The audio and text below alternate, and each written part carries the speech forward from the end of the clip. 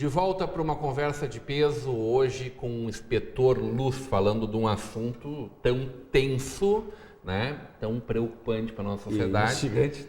A gente sempre fala muito da saúde, né? Da educação, depois vem a educação, mas a segurança, além de ser manchete diária de qualquer veículo de comunicação nesse país, é o que nos dói mais quando a gente está próximo de uma sensação de insegurança, às vezes maior até do que a própria insegurança ou não. Mas a sensação de insegurança é o que mais nos dói. Eu te provocava, antes de nós irmos para o intervalo, de uma situação que aconteceu de fato, né? Recentemente, tu estava tomando um café na banca. Fui avisado que tinha acontecido um assalto na 5 de abril, e aí o suspeito, como se diz, veio pela frente das bancas e eu fui atrás e prendi ele. E ele portava um revólver 38 carregadíssimo, né? E a origem daquele revólver, depois nós verificando, consultando o sistema lá, era de um roubo que houve no Max atacado no 1º de março. Esse cara deu voz de prisão, foi recolhido. Esse está preso. Continua preso. Até verifiquei ontem, ele está preso. Mas a gente tem situações que fica frustrado. Eu vou te narrar um fato sem citar nomes. Nós investigamos uma quadrilha de tráfico de drogas, furto e roubo de veículos, deveria ser composta por uns 6 elementos mais ou menos, onde no curso das investigações nós apuramos que eles já tinham no ano anterior assaltado uma casa com metralhadora, com fuzil e uma pistola que roubaram do dono da residência e agrediram as vítimas, tanto o marido quanto a mulher, violentamente com coronhadas de fuzil na cabeça. E aí no ano seguinte, que daí é essa investigação que eu estou falando, que nós levamos 6 meses investigando, apreendemos com um desses elementos da quadrilha, uma pistola que tinha sido roubada nesse fato que eu falei no ano anterior. Tá? E outras provas técnicas que nós buscamos, como vítima, reconhecimento e outras, né, digitais, pois aí é a frustração. Todo esse trabalho de 6 meses, elementos violentos, para não dizer violentíssimos, uma semana depois estavam todos soltos. Isso é uma questão muito complicada. Então, isso é o sistema? Isso é a falta de cadeia? Não, a falta de cadeia não é justificativa. É um bom advogado? Eles dizem isso. Eu não concordo. Eu penso o seguinte: tem tanta verba do governo, tanta verba pública colocada fora ou até furtada ou roubada, que poderia ser investido na construção de presídio. Não adianta, isso é que nem uma família. Quando é só o casal, é um quarto só, aí quando vem mais um filho faz outro quarto, aí vem mais outro, faz outro, tem que aumentar o beliche, botar outro beliche. Então a população carcerária não é diferente, guardando as proporções, não é diferente disso, né? Ela aumenta, tem que construir, não tem outra forma. Agora, o que eles ficam inventando moda aí, alguns juristas, né, e alguns aplicadores do direito alternativo, é liberar, né? E aí quem paga o pato é a sociedade. Porque o cara que tem a índole de bandido e cometeu vários crimes na sequência, ele não quer se recuperar. Porque primeiro nós sabemos que para se recuperar a pessoa tem que querer, né? E aí inventam essas historinhas de facilitar, prisão domiciliar, a lei que facilita. Imagina o tamanho da frustração de vocês diante dessas coisas. Então, eu vejo assim, eu acho que tem que ter mais rigor em algumas coisas. Eu não quero aprofundar muito, mas não quero deixar também de te perguntar sobre algumas opiniões pessoais tuas, num um ping-pong muito rápido. Pena de morte. Eu prefiro a perpétua. Criminalização ou descriminalização das drogas? Eu posso esclarecer mesmo, sendo ping-pong.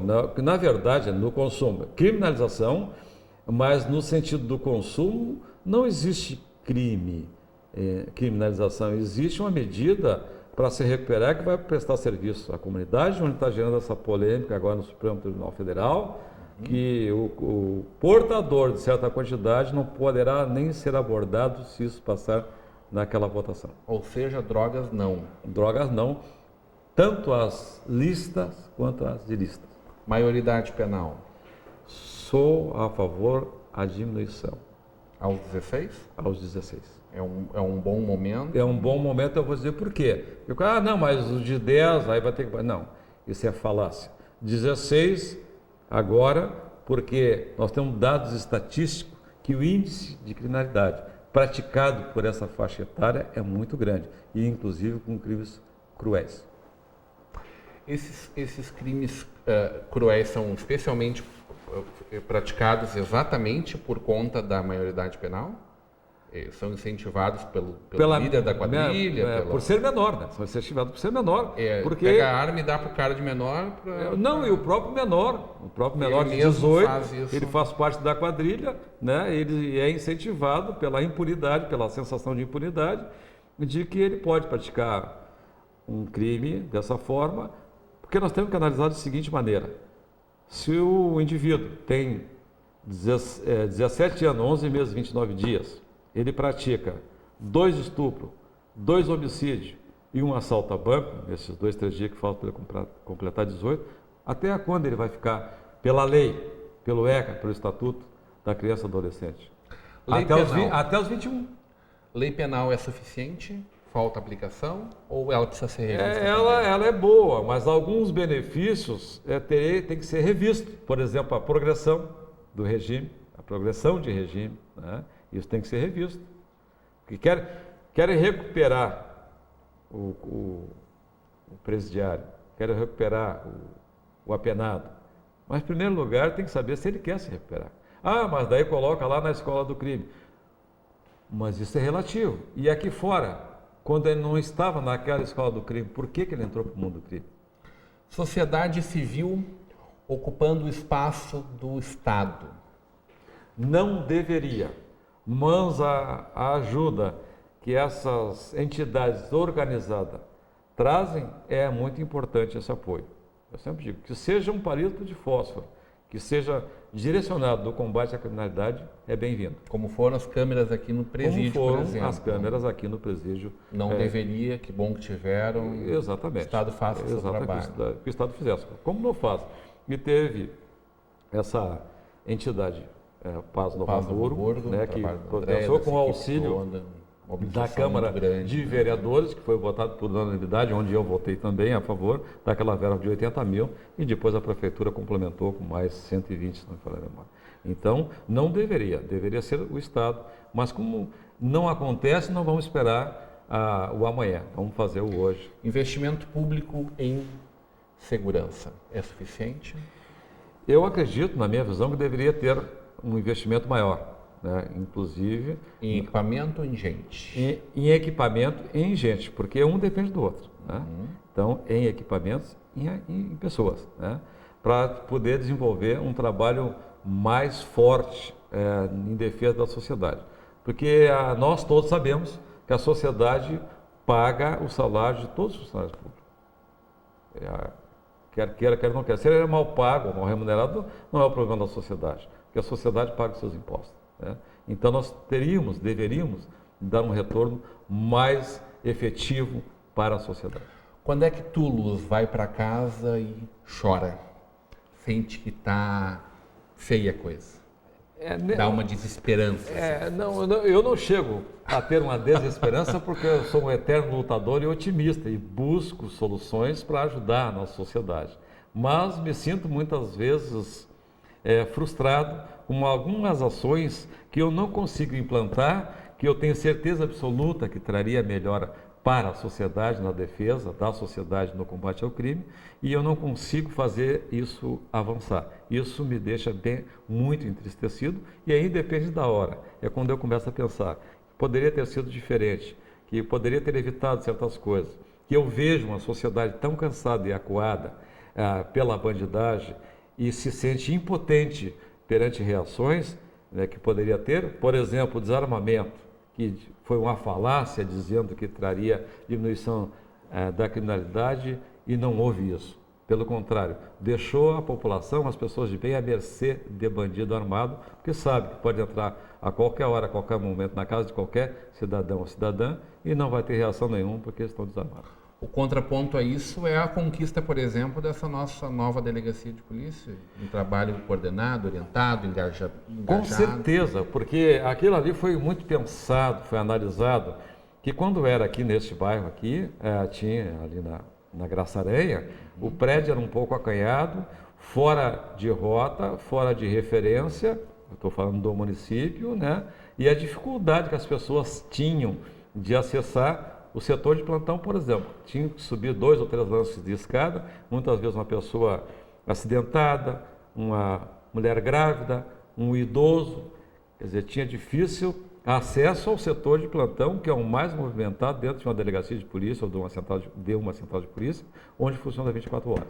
Lá não, lá foi pensado térreo, comodidade, conforto, e quero te dizer, e assim, ó, o Estado, em 2 governos, quem liberou o primeiro momento foi a ex-governadora Ieda Cruz, e depois o governo do PT deu sequência e terminou de pagar, até porque assumiu depois. Mas quero deixar claro que quem pagou o conforto e há alguma tecnologia de ponta que tem na nova Central de Polícia de Novo Hamburgo foi a população de Novo Hamburgo e algumas cidades vizinhas, como Campo Bom, Sapiranga, Estância Velha e Ivoti. Ajudaram em valores que foi investido ali para o mobiliário, para uma central telefônica moderníssima, né? Para certos splits que foram colocados ali com maior potencial para servir para a população, foi investido ali na época, em torno de 250 mil, além do 1.170.000 que o Estado bancou. E que tu fez questão de destacar em outros momentos todas as empresas ou pessoas que se dedicaram a isso. Isso aí.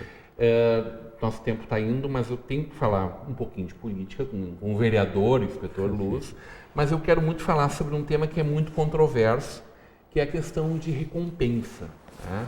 Que nos Estados Unidos é uma prática muito comum, né? E que aqui a gente simplesmente não evolui nisso. Tem alguém que conhece melhor o meliante, o infrator, do que aquele cara que mora do lado da casa dele? Nenhum. Nem o próprio agente de polícia conhece melhor do que a gente mais ou menos sabe onde é que acontece o acidente, o roubo de carro. Novo Hamburgo é campeão há 30 anos de roubo de carro, né? Em todo o estado. Proporcionalmente é onde mais se rouba carro, né? Mas a gente não sabe qual é a cara desse cara até que a gente consiga flagrar ou ter algum sucesso nesse sentido. Por que a recompensa não rola aqui? Eu sou favorável à recompensa, porque na minha ótica é uma mídia... Vamos combinar que aqui qualquer R$1.000 tu pegaria grande bandido. Com certeza. Tá certo a minha lógica? Até porque as quadrilhas fazem isso. Exemplo, se tem um vigilante de um curtume, por exemplo, eu estou falando vigilante porque é uma pessoa que está lá no dia a dia. Ele já viu isso? Eu já vi, já aprendi, inclusive. Né? Mas ele receberia um percentual do produto do furto ou do roubo. É uma recompensa inversa para o caminho do crime. Por que não pode se usar a recompensa? Mais organizado que nós mesmos. Então. Muito. Pelo armamento e veículos. Por que não implantar, se a própria recompensa em outra circunstância ela é prevista no nosso Código Civil? Mas vejo, talvez alguns... não de agora, mas já de algum tempo passado, que mandam, que administram a nossa sociedade gaúcha, um certo preconceito em razão de que poderia gerar corrupção. Eu vejo isso com hipocrisia. A corrupção existiu, existe, existirá, independente de sistema ou de ações que se tomem. É claro que umas mais controversas e outras menos. Eu entendo que no anonimato, a pessoa que desse a informação para esclarecimento de um crime, que desse esclarecimento concreto de um crime, seja ele contra o bem público, seja contra a vida, seja contra veículo, qualquer bem, que a vida é o bem maior, mas bens materiais também, faz parte da conquista das pessoas, né? Porque não adianta tu ter todos os recursos e não ter a tranquilidade de poder caminhar, de visitar um shopping, ir num cinema, num teatro e não ser assaltado. Ou mesmo assaltado dentro da própria residência. Quando o vagabundo chega e diz, perdeu, ainda usa o veículo da vítima para levar os pertences, eletrodomésticos, televisão, computador da sua casa. Tu foi candidato a vereador já desde 1996, sempre bem votado, sempre batendo na trave, né? Em 2002 foi assumiste como suplente, tu assumiu no final do mandato do então vereador cassado Ito Luciano, né? E aí em 2012 veio a tua eleição legítima com uma votação maravilhosa, 3.109 votos, não é isso, né? O que significa a política? Que inserção é essa? O que isso representa para ti, Luz, e para a comunidade? Para mim, Luz representa ter uma voz a mais para poder defender a comunidade. Para a comunidade, eu eleito, como me elegi dessa vez, busca outros caminhos para favorecer a comunidade lá na própria Câmara, por exemplo, que tu tem um microfone, tu tem uma televisão, tem uma imagem que te ajuda a divulgar as tuas ideias e combater algumas mazelas que possam ocorrer dentro da própria política. Então, é mais uma situação de defesa da comunidade de Novo Hamburgo. Segue a política partidária, então? Pré-candidato à eleição? Pré-candidato à reeleição a vereador em Novo Hamburgo. Tu chegaste em algum momento, inclusive, ser cotado como candidato a prefeito para o teu partido, PMDB. Nós fizemos uma pesquisa, um trabalho de campo, né? E aí foi combinado que os 2 melhores indicados na pesquisa, que seriam os pré-candidatos, né? E como eu fiquei na 3ª ou 4ª colocação, os 2 pré-candidatos melhor avaliados naquela pesquisa de campo que foram indicados e um deles venceu dentro do partido. Isso é uma ambição? Ser prefeito de uma cidade como Novo Hamburgo? Não, seria uma forma de buscar solução. Tu gostaria dessa solução? Sim, para buscar solução do sofrimento que eu vejo das pessoas na área da segurança pública, da saúde, da educação, porque não vamos esquecer que houve um embate muito grande na educação municipal, agora ainda este ano. Perfeito. Grande prazer falar contigo. A recíproca é verdadeira. Eu fico muito agradecido a ti e ao teu público. Hoje, numa conversa de peso com o inspetor Luz, né? O Jorge, não é Jorge, o pessoal não reconhece o Jorge. É comissário Luz há bastante tempo, mas o capital político e social dele é do inspetor Luz. Continue agora com a programação da nossa Vale TV e da nossa rede de comunidade de televisão.